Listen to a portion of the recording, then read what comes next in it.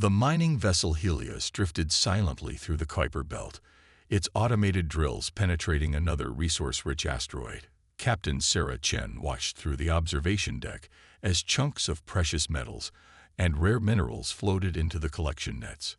20 years of deep space mining had made these operations routine, almost boring. That was about to change. "Captain, we're picking up some unusual readings," Marcus Torres called from his sensor station. His dark eyes narrowed as he studied the holographic display. "It's like nothing I've seen before."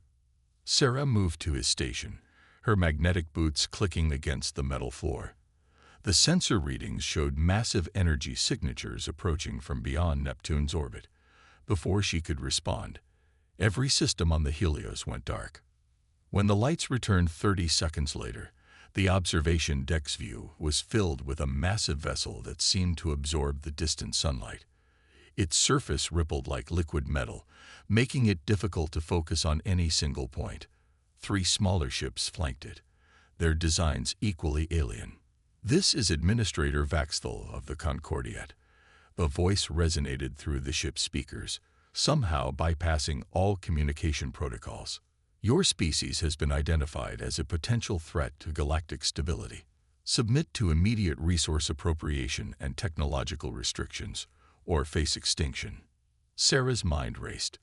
The Helios was just a mining vessel, with minimal defensive capabilities. But 20 years in deep space had taught her that survival often depended more on wit than weapons. "Engineering, do we still have control of the mining systems?" "Yes, Captain," Chief Engineer Patul responded. "But what good will drills do against those ships?" "Maybe none," Sarah replied, a plan forming. "But let's show our visitors what human miners can do with simple tools.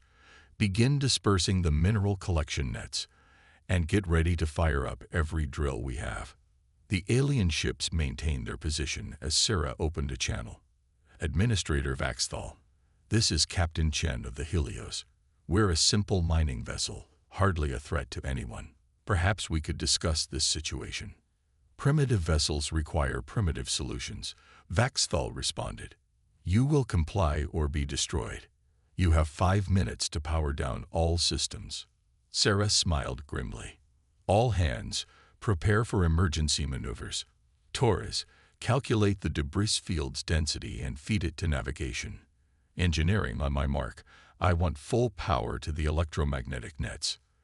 The crew worked with practiced efficiency, understanding their captain's unspoken plan.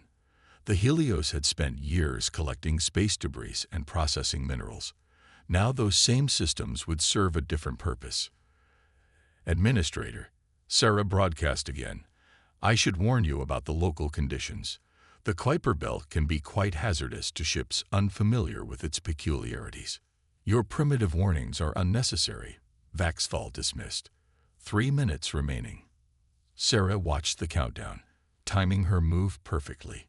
When the alien ships began powering up their weapons, she gave the order. Now, the Helios's collection nets energized, sending thousands of tons of mineral-rich debris spinning outward. Simultaneously, every drilling unit on the ship activated, their powerful electromagnetic fields interacting with the metallic debris. The result was a chaotic maelstrom of high-velocity rocks and metals, specifically concentrated around the alien vessels. The Concordiat ship's shields flared as they tried to deflect the debris, but they hadn't anticipated the magnetic properties of the processed minerals. Their elegant energy barriers, designed to stop energy weapons and kinetic projectiles, struggled against the electromagnetically charged chaos surrounding them. "Fascinating," Torres observed, watching the sensor readings. "Their shield technology seems to have a resonance frequency. The random impacts are forcing them to constantly adjust, consuming massive amounts of power." The smallest alien vessel was the first to show signs of distress, its shields flickering as particularly dense clusters of debris found weak points in its defenses. The other ships began to move, trying to escape the artificial asteroid field, but their movements only made the situation worse. "Captain," Vaxthal's voice had lost its condescending tone, "cease this primitive attack immediately." "I apologize, Administrator," Sarah replied calmly. "But our primitive mining systems seem to be malfunctioning.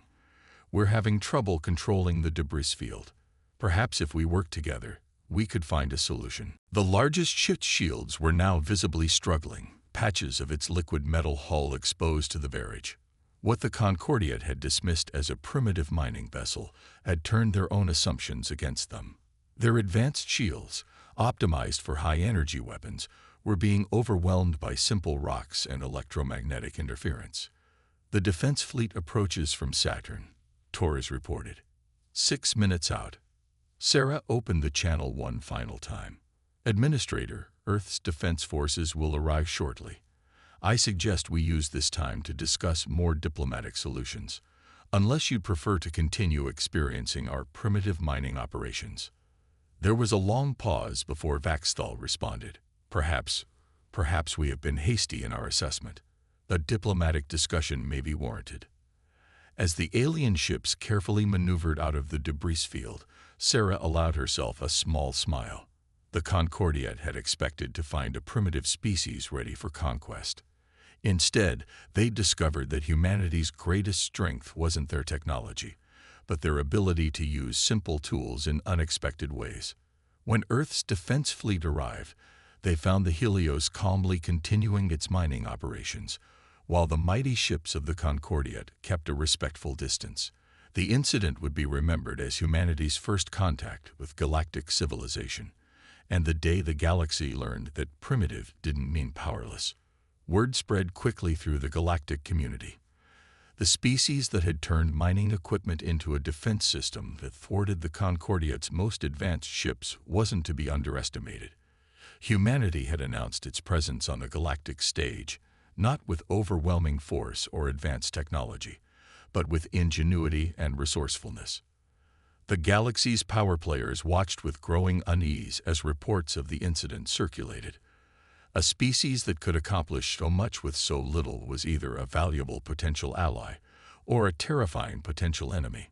The age of humanity's isolation was over, and the galaxy would never be the same. 6 months after the Helios incident, Dr. Elena Rodriguez stood before the United Earth Council, her holographic presentation showing various alien ship designs. As Earth's leading xenotechnology researcher, she had spent months studying the fragments of data collected during humanity's various encounters with galactic civilizations. "The Concordiat isn't just a single empire," she explained, gesturing to the complex network of alliances displayed behind her. "They're more like a technological oligarchy, maintaining control through superior weaponry and defensive systems. But their recent encounters with humanity have exposed something interesting." The council chamber darkened as she brought up footage from a dozen different skirmishes. Each showed human ships, often outdated or repurposed civilian vessels, successfully engaging with advanced alien crafts. "They've become predictable," Elena continued. "Their technological superiority has led to tactical stagnation." Admiral James Chen, Sarah Chen's father, leaned forward. "You're saying their advancement has become their weakness?" "Precisely," Elena nodded.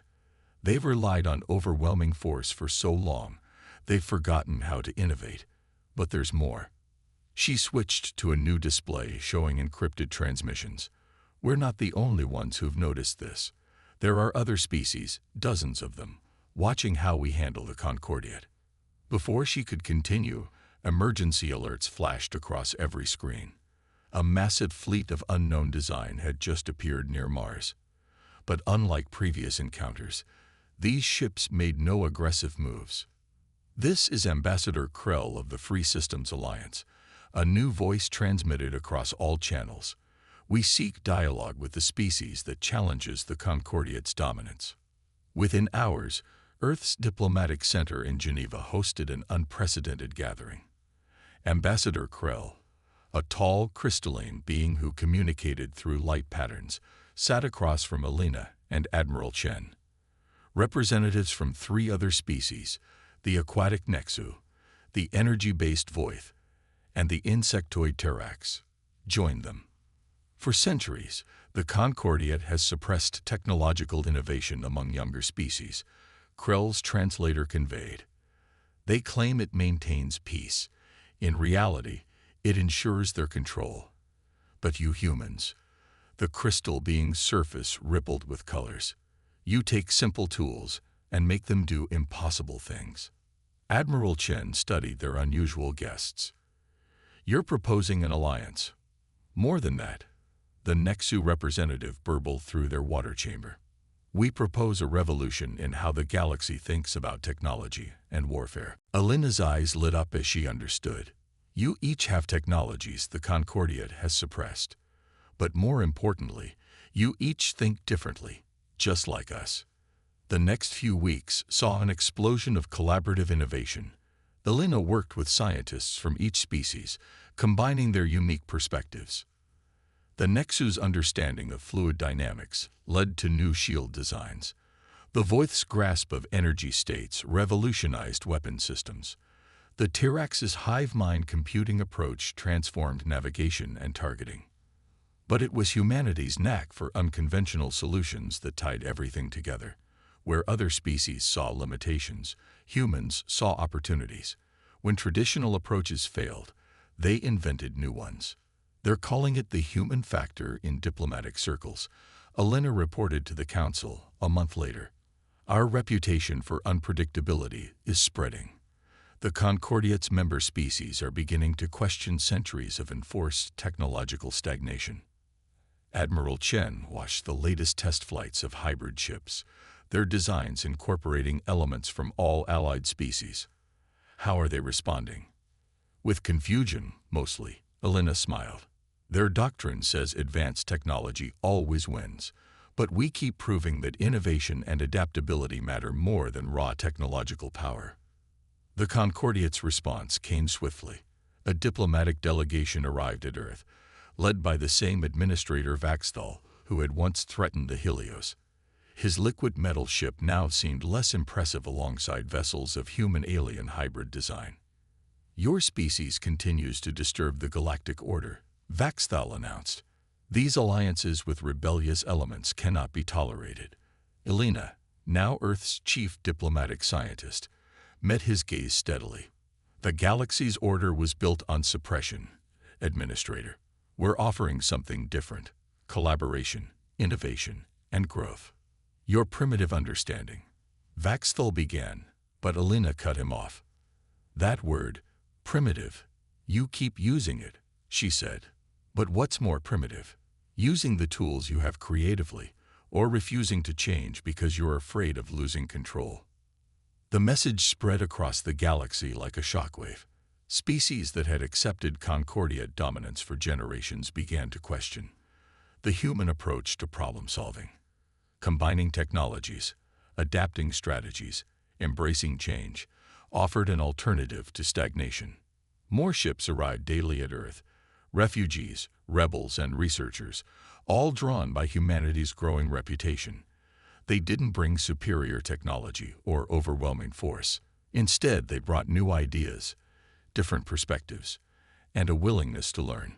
The galaxy was changing, one innovation at a time, and humanity, the species once dismissed as primitive, was leading the way. The Concordiate had maintained power by keeping species isolated and dependent. Humanity's greatest weapon wasn't their technology. It was their ability to bring people together, to combine different ways of thinking into something new. As Alina watched another successful test of a hybrid defense system, she couldn't help but smile. The galaxy had expected humanity to either submit or fight. Instead, they had chosen to innovate and inspire. The ripples of that choice were only beginning to spread across the stars. Deep in Concordiate space, the merchant vessel Star Wanderer slipped between patrol routes, its hybrid cloaking technology making it nearly invisible. Captain Maya Patel, formerly of Earth's diplomatic corps, watched as her crew, a mix of 6 different species, worked in perfect harmony. Approaching the Nexus trading hub, her Voith navigator pulsed softly, their energy form casting a gentle glow over the bridge. Concordiate presence is heavy, but their scan patterns remain predictable. Maya nodded, remembering how this mission had started. What began as a simple technology exchange had evolved into something far more significant, an underground network spreading new ideas across the galaxy. The Star Wanderer wasn't just smuggling innovations, it was carrying hope. Multiple distress signals detected. Her Terax sensor operator chittered suddenly. A merchant convoy under attack. Concordiat's signatures confirmed. Maya accessed the tactical display. The convoy, mostly civilian ships from various independent worlds, had strayed too close to a restricted trading route. 3 Concordiat warships were methodically disabling them, their actions precise and by the book. They're following standard interdiction protocols, the Nexu tactical officer observed from their equichamber, just like the briefing said they would. Maya smiled. The Concordiat's greatest weakness remained their rigid adherence to procedure. Signal the convoy on protected frequencies.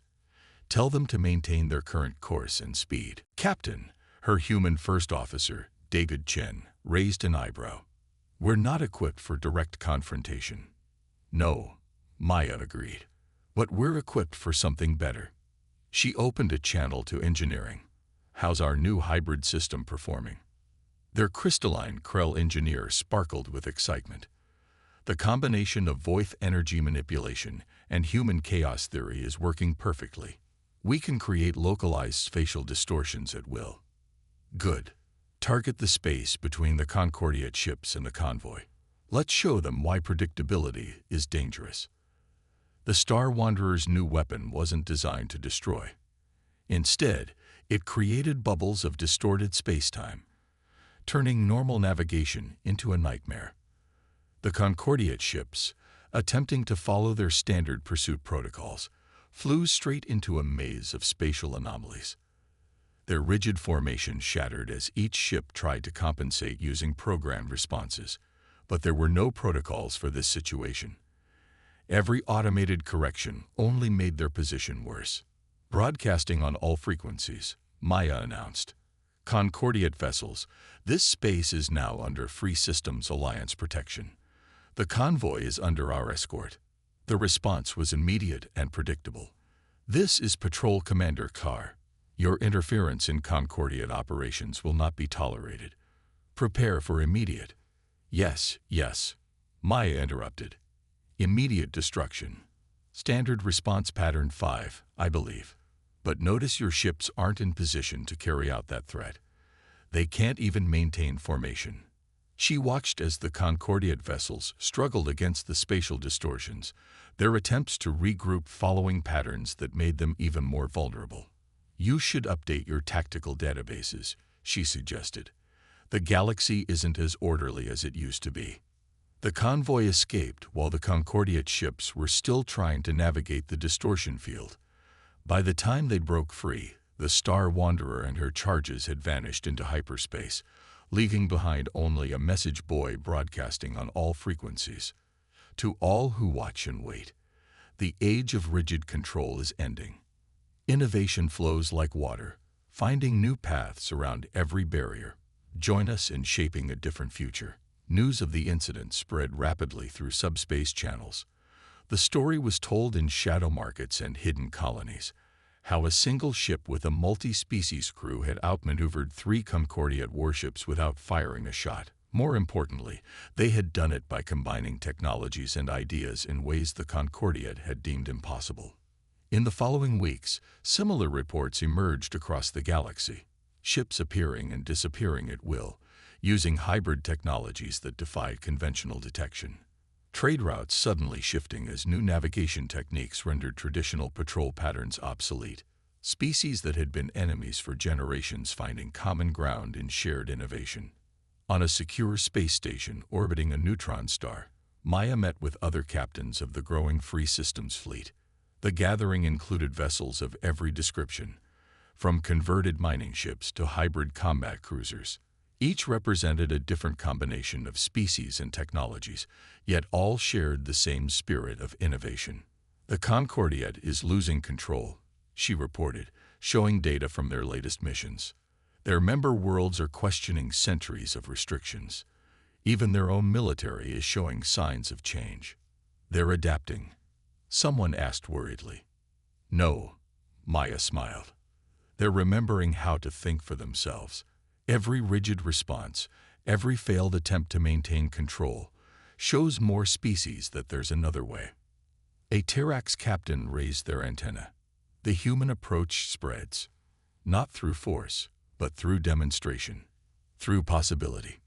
Maya nodded, remembering her own journey from diplomat to revolutionary. Humanity's gift to the galaxy wasn't superior technology or military might. It was the reminder that diversity breeds innovation, that adaptation is strength, and that the future belongs to those willing to imagine it differently. As the meeting concluded, Maya received a priority message from Earth. The Concordiates' response to their growing loss of control was escalating. Their High Council had declared all hybrid technologies illegal, all mixed-species crews outlawed, and any world harboring such violations of galactic order subject to immediate sanction. Maya shared the news with her crew as they prepared to depart. Instead of fear, she saw determination in every face, every energy pattern, every crystalline surface. The Concordiat had spent centuries building walls between species, enforcing stagnation in the name of stability. But humanity had shown the galaxy something different, that walls could become bridges, that differences could become strengths, and that the most powerful force in the universe wasn't technology or military might. It was the ability to adapt, to innovate, and to imagine new possibilities. The Star Wanderer slipped back into the darkness of space, carrying not just contraband technology, but a message that resonated across the stars. The future would not be controlled. It would be created together. The grand chamber of the Concordiat High Council blazed with artificial starlight as Administrator Supreme Kexthor addressed the assembled representatives. The liquid metal walls of the chamber rippled with tension as species from 1,000 worlds watched, both physically and through quantum feeds. The human contamination spreads. Kexthor's voice resonated through the vast space. Their chaos threatens the order we have maintained for 10,000 years. They must be contained, whatever the cost. In Earth's combined fleet headquarters, Admiral Elena Rodriguez, formerly Dr. Rodriguez, watched the transmission with her mixed-species command staff. The years had transformed her from a researcher into a military leader, though she had never lost her scientist's curiosity. "They're scared," observed her voice strategic advisor, their energy form flickering with analysis patterns. "Not of our weapons, but of our ideas." Elena nodded. The Concordiates' response to the growing revolution had been increasingly desperate. Their latest edict had declared all contact with Earth or its allies an act of war. But their attempts at isolation had only accelerated the spread of hybrid technologies and mixed-species cooperation. Multiple quantum signatures detected, the Terrax sensor chief announced suddenly. Massive fleet movements across 17 sectors. The Concordiat is mobilizing everything. The tactical display lit up with thousands of ships converging on predetermined coordinates. The Concordiat had finally abandoned subtlety for overwhelming force. Their strategy was simple: crush the heart of the revolution by destroying Earth. Elena's response surprised everyone. She laughed. "They still don't understand," she said, watching the massive fleet formations. "They think this is about military power, about who has the biggest fleet or the strongest weapons." She turned to her communications officer. "Send the signal. All channels, all frequencies. It's time for Operation Aurora."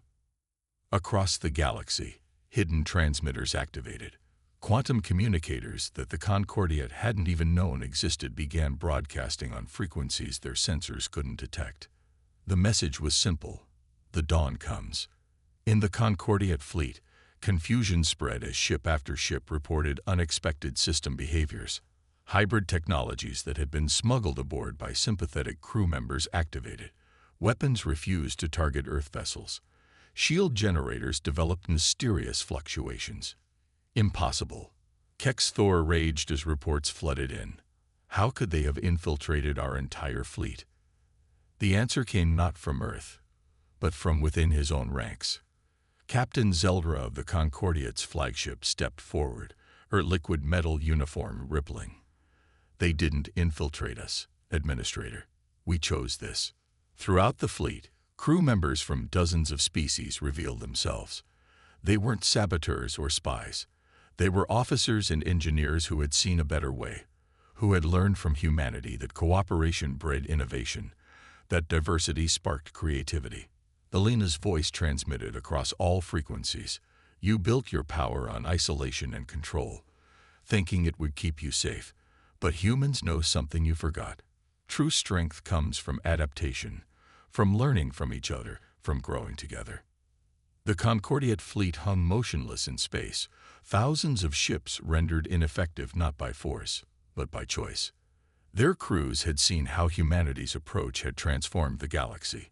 They had watched as mixed-species crews accomplished the impossible, as hybrid technology surpassed anything their segregated development had achieved. Your own people chose this, Alina continued. They chose innovation over stagnation, cooperation over control. The revolution you feared, it already happened, not through war, but through inspiration. In the council chamber, Kexthor watched in disbelief as ship after ship declared their independence. The mighty Concordiate fleet was dissolving not under enemy fire, but through the power of an idea, that different species working together could achieve more than any single civilization could alone. You have two choices, Alina's message concluded. Continue fighting against the future, or help us build it. Earth and its allies offer not submission, but partnership. Not control, but collaboration. The response came not from the Concordiate leadership, but from their crews. Ships began moving again, not in attack formation, but in a new pattern. They formed a massive ring around Earth, not to attack, but to protect. It was a declaration more powerful than any weapon. The galaxy was choosing humanity's way. In the aftermath, as the Concordiate's rigid hierarchy crumbled, Alina met with representatives from hundreds of worlds. They gathered not to negotiate surrender or victory, but to begin something new. Humanity's greatest weapon was never our technology or our tactics, she told them. It was our ability to imagine a different way, to see strength in diversity, to turn enemies into allies through shared innovation. The galaxy was transforming. The walls between species that the Concordiate had maintained for millennia were falling. In their place, new connections formed, new ideas flourished, and new possibilities emerged. As Alina watched ships of every design and origin moving freely through Earth's space, she remembered how it had all started, with a mining ship using simple tools in unexpected ways. The galaxy had feared humanity would become its nightmare. Instead, they had become its wake-up call, reminding everyone that the greatest power in the universe wasn't control, but creativity. 5 years after the Concordiate's transformation, the space station Unity hung in orbit around a neutral star, its hybrid architecture reflecting the combined brilliance of a dozen species. In her office overlooking the central atrium, Sarah Chen, the same captain who had once faced down the Concordiate with mining equipment, watched ships from across the galaxy dock at the station's massive ports. Another breakthrough from the combined research teams, her aide, a young voice named Spark, reported excitedly. Their energy form pulsed with enthusiasm as they displayed the latest data. The Terax hive mind computing principles, combined with Krell crystal storage and human neural network theory, have created something entirely new. Sarah smiled, remembering how far they'd come. The station itself was a testament to that progress. Its very structure would have been impossible under the old order, requiring technologies and cooperation that the Concordiate had forbidden. Administrator Chen, her comm system chimed. The first graduates of the Galactic Innovation Academy are ready for the ceremony. She made her way to the Grand Hall, where representatives from hundreds of worlds had gathered. The Academy had been her idea, a place where species could freely share knowledge and develop new technologies together. Today's graduation would send its first class of multi-species teams out into the galaxy. As she took the podium, Sarah looked out at the assembled faces, energy forms, and consciousness projections. Each student team included members from at least 3 different species, all trained not just in technology, but in collaboration and creative problem-solving. When humanity first reached the stars, she began. We were called primitive. Our technology was considered inferior, our methods unconventional. But what the galaxy saw as weakness was actually our greatest strength. The holographic displays showed images from the past 5 years. Hybrid ships pushing the boundaries of known space, mixed species crews solving problems that had stumped single civilizations for centuries, new technologies that combined different approaches in ways previously thought impossible. We didn't win through superior firepower or advanced technology, Sarah continued. We won by showing the galaxy a truth it had forgotten. That true advancement comes not from control, but from cooperation. Not from uniformity, but from diversity. In the space around Unity, ships of every design moved in complex patterns. Some were traditional vessels, others were hybrids that defied conventional classification. All of them represented the new order, one built on innovation and collaboration rather than hierarchy and restriction. But our greatest achievement isn't in our technology. Sarah gestured to the graduating class. It's in changing how species interact. Today you leave this academy not as representatives of your individual worlds, but as pioneers of a new way of thinking. After the ceremony, Sarah met with the Unity Council, the governing body that had replaced the Concordiate. Unlike its predecessor, the council included representatives from all species and technological traditions. Their current discussion centered on an unexpected discovery. We've detected signals from beyond the galaxy's edge. A Nexu counselor reported, their aquatic chamber rippling with excitement. A new civilization, completely unknown to us. In the past, such news would have prompted fear or plans for containment. Instead, the council immediately began discussing how to establish peaceful contact, how to learn from these potential new allies. We'll send a mixed contact team, Sarah suggested. Show them from the start that cooperation is our strength. As the council session ended, Sarah returned to her office viewport. A small mining vessel was approaching the station, reminding her of her own past on the Helios. But this ship's crew included members of 3 different species, all working together to exploit resources that would have been inaccessible to any single civilization's technology. Message from Earth, Administrator, Spark announced. The latest survey data shows technological development across the galaxy has accelerated by 300% since the fall of the Concordiate. And that's just the measurable advances. Sarah nodded, unsurprised. When you combine different perspectives, different approaches, different ways of thinking, innovation was inevitable. Humanity's gift to the galaxy hadn't been technology or military might. It had been the reminder that differences were strengths, that adaptation was more powerful than control, that collaboration could achieve what competition never could. The stars looked different now, not just to humans, but to all species. They were no longer barriers to be controlled or territories to be defended. They were opportunities for discovery, for cooperation, for growth. The galaxy had feared humanity would become its nightmare. Instead, they had become its alarm clock, waking it from centuries of enforced stagnation. As she watched another group of graduates board their ships, ready to spread innovation and cooperation across the stars, Sarah remembered that first confrontation in the Kuiper Belt. They had come so far from using mining equipment as improvised weapons. Yet in many ways, nothing had changed. Humanity was still taking simple ideas and using them in unexpected ways. The galaxy's new era had begun not with a bang of conquest, but with the quiet revolution of cooperation.